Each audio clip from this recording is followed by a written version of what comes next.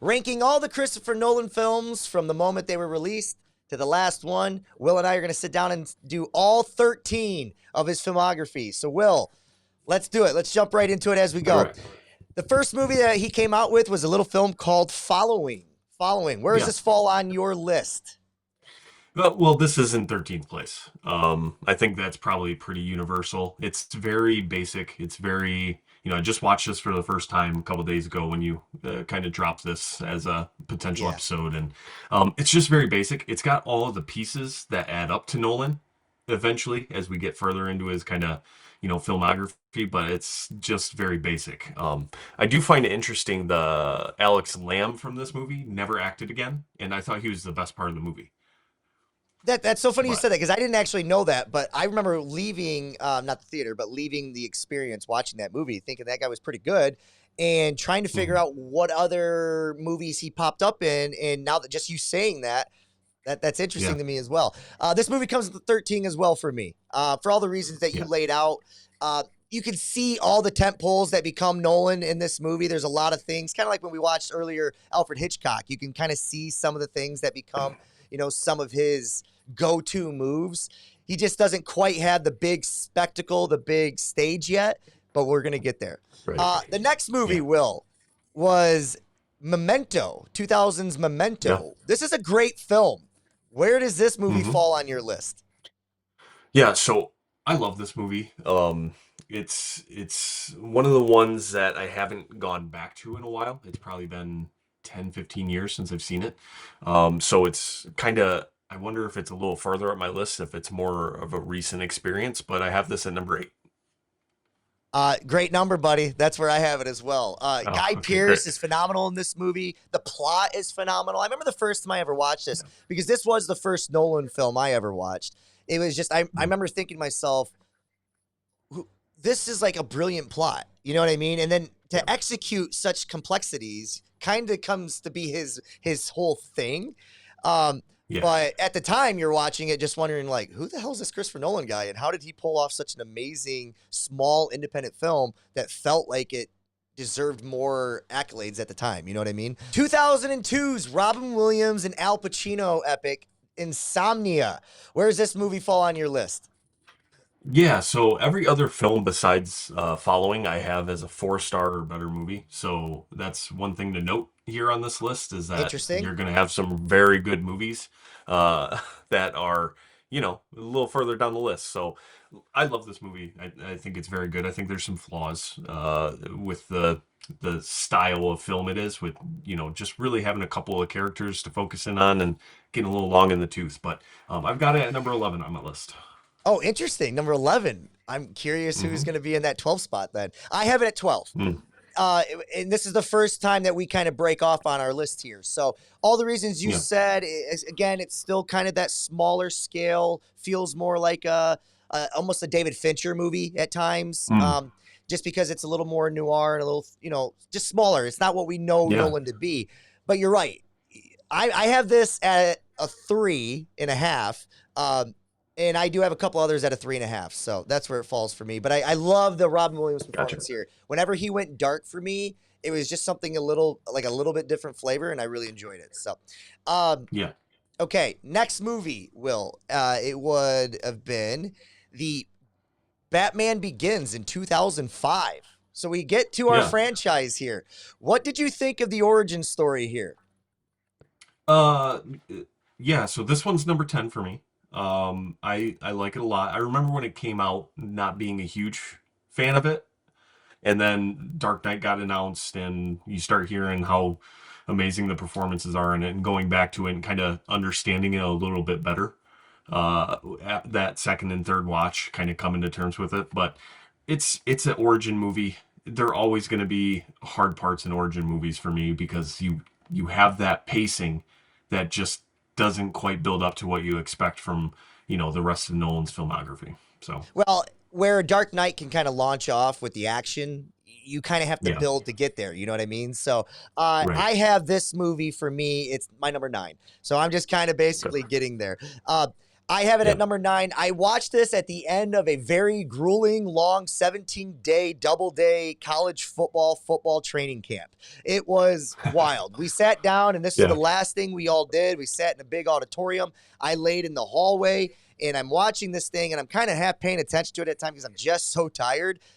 But by the Hmm. time it gets to the second act of the film, you meet the Scarecrow, and Cillian Murphy comes on screen and all this Yeah. wonderful stuff. I loved it, or I liked it Yep. from there on out. This is a 4-star movie for me. Will, Yeah. after we get Batman Begins, though, we do get to, I believe, what's the next film on the, it's Prestige, 2006 Yeah. Prestige. Where are you at with Yeah. this film? Yeah, so this one is number 7 for me. I think this is where I started to fall in love with Nolan. Watching this movie and realizing how perfectly executed that twist is. And you go back and you watch it and you're like, I can't find any flaws with this thing. Um, and so, I mean, that just kind of speaks to, if this was anybody else's filmography, this might be a little bit higher than 7, but I mean, it's just the way it is. This could be very well the top of the iceberg for a lot of people, right? This is a 5-star movie Yeah. for me. And I think you're right. Okay. This is where I fell in love with him too. There's like where you notice him was Memento for me. Mhm. Prestige, kind of like, holy crap, this guy can do it again. And then that ending was so phenomenal, right? And then Yep. you get to the next one, which is the thing that cements it, right? So the next movie, Will, because I had Prestige at 5, you had it at 7. The next movie is The Dark Knight, which came out in 2008. Where are you at with this one? Okay. This one is my number 3. So you said that The Prestige is your number 6 and it was a 5-star movie? Or number Prestige 5? is my number Number 5, and it's a 5-star Okay, movie. so you've got 5-star movies. I do. Okay, so do I. So that we've got a difference there. But anyways, Dark Knight's number 3. There's nothing else to say about this movie. It all rides on Heath Ledger, tying everything together throughout that performance, and I mean, it just doesn't get any better. I totally agree with you, except I go back and forth, and as you do with a lot of these movies, like the position moves a little bit, right? Depending on where you're at in life, what doesn't matter. This is his number 1 movie in my opinion. It just really is, because it is the movie that, when I talked about a movie that cements him, this was it. This was the movie that had all the pressure in the world on it. You got this great, word of mouth about how great Heath Ledger is going to be. It lives up to it. The movie starts off with this phenomenal scene that kind of sets the tone and the pace for everything. You get introduced to the villain. They don't slow play Heath Ledger's performance. We get right into it. Yeah. You love that. There's so many iconic scenes in this, and it ultimately feels like every frame, nothing was wasted. So because of that, and all the things I've said, and because it might be the most rewatched movie I've watched of his filmography, just because it's so easy to rewatch, because it's so easy to rewatch, it's because it's so damn great. So I do put it at 1, and that is me like doing everything I can to not put other movies at 1 on this list, because there's a couple others that I do think are deserving of it. So we'll get there. Yeah. All right, Will, the next movie that was in the filmography was 2010's Inception. Yeah. Dom Cobb, greatest film name in history of characters. Yeah. So this one's number 4 for me. I love Inception. It's a movie. It's hard to find on streaming, so it's kind of one that I haven't rewatched a ton. I have it on Blu-ray, but it takes an extra 30 seconds to stick that in the player. So, but yeah, I mean, this movie is like, it's an inside look into Christopher Nolan's mind. That's the way I kind of take it, and all the machinations and how everything, he's always kind of fitting all these pieces of puzzles together, and how time works for him, the way he thinks about time. I think Inception is the movie that kind of pulls everything together from his filmography. It's funny you say that, because this guy's done an epic sci-fi movie. He's done a 3,000-year-old Odyssey movie here in the Western storytelling, all this stuff. This still, in my opinion, it's my number 4 movie as well. in my opinion, might be the most complex movie he's ever told. And the reason I say that is Sure. because you're talking about a dream within a dream within a dream and trying to make an Hmm. audience understand what he's getting at. And does it spoon feed at times? Yes, but you have to. I mean, it's okay to spoon feed if you're Hmm. introducing a character to what the world they're coming in. In this case, they're an Yeah. outsider, just like we are. We lived through Elliot Page's performance in that as Dom Cobb is, at the time Ellen Page, but is Yeah. explaining all Yeah. these things. So we need that. You've got to set the table for us so that we know what we're dealing with. I love Right. that movie. It is one that I think if I revisit it and watched it more, it could bounce up a couple spots. It could, you know what I mean? It's just that's how it Yeah. is going to be in this top 5 when it comes to Nolan. So, Yeah. the next Will is The Dark Knight Rises, the third of the installment and final of the franchise. Where are you at with this one? I think some people tend to like fall out of love Hmm. with this movie a little bit compared to the second one. Where are Yeah. you at? Yeah. So this is the number 12 that's missing, right? For me. Interesting. Interesting. It's I have rewatched this recently, and it's like I said, it's a 4-star movie, so it's not like I don't like it. It's just there's bits and pieces along the way that just end up feeling like he could have done better, and you don't hardly ever say that about Yeah. Nolan. So for me, it's just kind of one of the weaker in his filmography. You have every right to believe what you believe. I have nothing that I can say against it. I didn't love Marion Cotillard's performance in that. I didn't love her character necessarily. I didn't love the way they Hmm. went with that. But I love Bane so much. I love the plane scene so much. Bane carries so Yeah. much of this. Again, getting to a point where you have to have an interesting, compelling villain, number one or 1B to go along with Hmm. 1A. There's some issues with how far he was able to travel in the time and all that stuff, and the Yeah. flashback scene we can all discuss. But because everything lives up to the action is unbelievable. Bane's performance is unbelievable, and there's still some iconic performances from Harvey Dent as well. It just makes you think that if we would have had Ledger around, I think this would have Hmm. been everything he wanted it to be. I think that caused Yeah. kind of some of the strife. So for me, Yeah. Will, The Dark Knight Rises is my sixth movie on the list. All right. All right. You and I went to this one in IMAX with a buddy of ours named Kyle. It was Interstellar is his next one. Hmm. 2013's Interstellar. Hard to believe that's 13 years old already. Yeah. Bizarre. 14, sorry, This 2014. is 2014. This is my number one. It's always going to be my number one. It's my favorite movie, period. Um, Interesting. I Yeah, I recently redid my 5-star rankings just kind of as a little project because I hadn't done it in a while, and I just couldn't bump it. Sometimes I'll put No Country for Old Men above it just to be funny to Yeah, myself yeah. because no one else actually cares. But Interstellar's it for me, man. The docking scene is, I think, the best thing that's ever been put on film. Um, I love that scene so much, and it as a philosopher, someone who likes philosophy as much as I do. There's a line in there where Tars is like, "How are you going to do this?" And Matthew McConaughey says, "Because it's necessary." And not to get too long-winded, but that's just a really important line as far as like thinking about things philosophically. So, yeah, this is my all-timer. Uh, it's my number 2. And again, depending on the day, could be number 1. Dark Knight, Interstellar, and I even actually have there's a dark horse in my number 3 spot Hmm. that has for some reason it just continues to elevate. I find myself thinking about it more and more, and I don't really know Yeah. why. I haven't really pinpoint all the reasons for why it keeps getting there, and we'll get to it when we get to it. But Interstellar is that movie. I think it might be my single favorite theater experience. Hmm. Because getting into kind of the fourth dimension and trying to figure Hmm. out how he was going to pull that off and how that was Yeah. going to make sense and have it not come off as corny. And when he's talking to his daughter and the time is being played with, and that Yeah. to me, that you talk about the docking scene, that to me, like I want to cry right now just thinking about it. Like this Yeah. idea of being able to find a way to communicate with your loved ones Man, I would love to think that blinking light is my grandfather somehow Morse coding something to me. And if I was smart enough Yeah, and on some other frequency, I could get there. But for now, I'll just say, yeah, hey, I love you too, Gramps. You know what I mean? So yeah. I'm with you, buddy.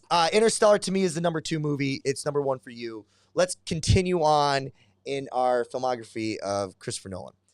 The next movie that came up on the list was Dunkirk. Dunkirk, I believe this Yeah. was 2017, Will. Yeah, so this is number 5 for me. It's Okay. a 5-star movie for me. Everything above it's 5 stars. So yeah, I mean, the one knock you can have against this movie is after you've watched it a second time, it's kind of like, okay, I get it. Like this is perfectly executed. I loved every second of it. Do I need to revisit it? That's the only kind of question that kind of keeps this from, for me, from ever kind of getting over the other films. Uh, so that being said, love this movie, but not one that I revisit all the time. So Makes sense. Understand. So the first time I seen it, I was in Robert Gifford fashion, especially in my, early 30s, late 20s. I was about 7 to 8 minutes late to this film. And you can't be 7 to 8 minutes late to this film because I was sure, lost. I had no idea what the hell was going on at the yeah, end. And until I rewatched it a second time, I was like, oh, that makes a lot of sense. Like, there's a lot of things that yeah, add up to me now. With that being said, I still don't find, like you said, perfectly executed, unbelievable, just directorial, accomplishment.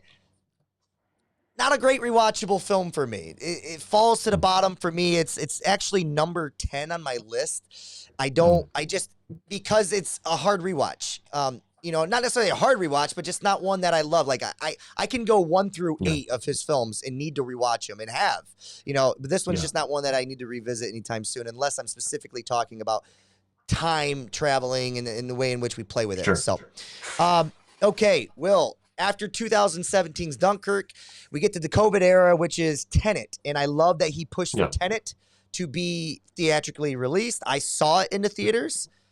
What about you? I did not see this one in the theaters. I was a little lower than I am now. I have this as a 4.5-star movie. I've probably Okay. seen it 5 times now. Wow. Um, You're the one guy, huh? yeah. Well, it's very good, right? And there's something bubbling beneath the surface that I think he understands about Robert Pattinson's character that we Okay.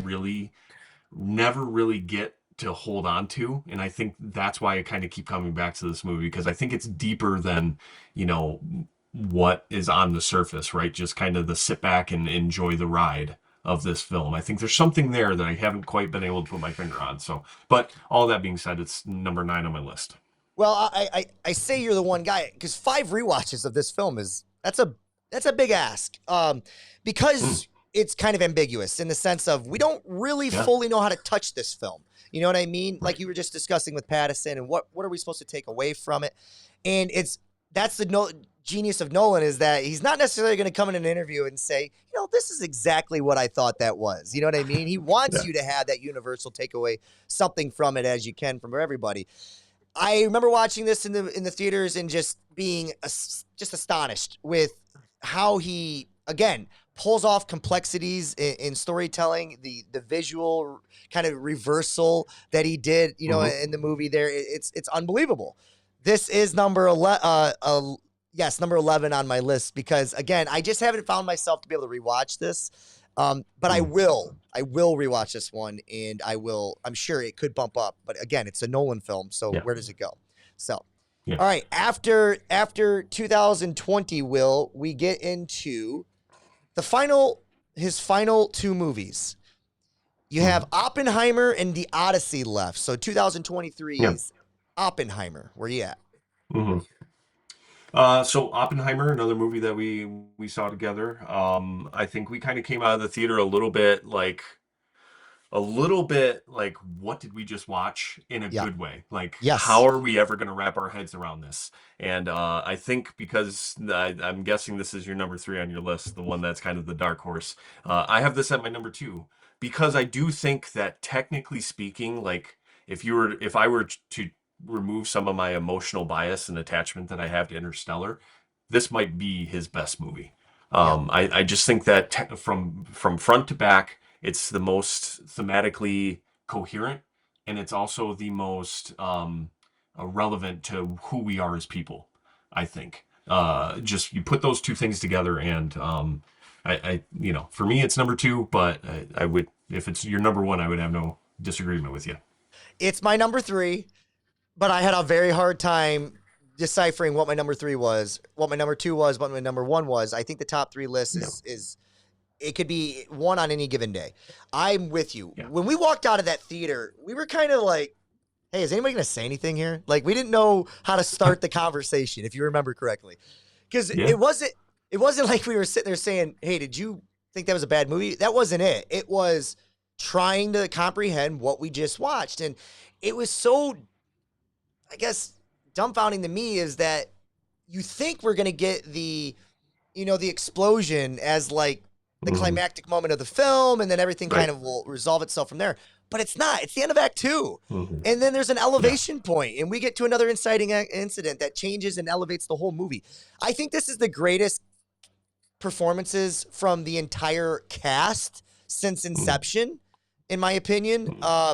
Because Robert Downey Jr. is so phenomenal in this movie. Cecilian Murphy is so phenomenal in this movie. You get a great Florence Pugh part. You get a great, all these guys just do a great job. So I'm with you. Oppenheimer, because I don't think it should be as good as it is based on the subject material, or it should be even greater if he was to tell it a different way. And somehow it was even better than all those things despite it. So number two. Finally, the last one we've seen the last three together, by the way. Yeah. The Odyssey, the Odyssey, or the last two together. I'm sorry. The Odyssey. Where are you at with the Odyssey? So, I kind of brought that up with Oppenheimer because the Odyssey was a little bit more like when we walked out, it was like that was very, very good. Yeah. But there's some flaws. Yes. And that's kind of where it's still sitting in my head, even though those flaws are kind of lessening a little bit. And I think on a second watch, the expectations going in, now that those are out of the way, how does the film feel to me? It could bump up eventually. Right now I have it 4.5, and I have it at number 6 on my list. That's so funny. I have it at number 7 on my list, and I have it at a 4, knowing it's going to be a 4.5. When I left the theater, same thing as you. We had our conversation about it. Usually when you love something, you don't immediately go to the flaws. And I felt like we wanted to establish that what we know, like we appreciate what we just saw. We did that, but we did want to get to the flaws a little bit. And I think that's fair. That we kind of nitpick that film because you're trying to compare it. Because Nolan's at that point now, right? Is that if you just walk out and say masterpiece, so it's like you're comparing it to another masterpiece that he's done in the past. It's like, it's getting difficult to watch Nolan films because he's comparing it to himself. Not sure that's fair. Maybe it is. I don't know. But the thing with the Odyssey, kind of like Oppenheimer, though, I am finding myself, I need to go see this movie again. And I needed to go see Oppenheimer again. And I loved Oppenheimer for sure after the second watch. I know I'm going to enjoy this one more after the second watch because of all the things I've learned about the story just between watching it and now kind of having a better understanding of the characters' names and who's and where geographically and all these things.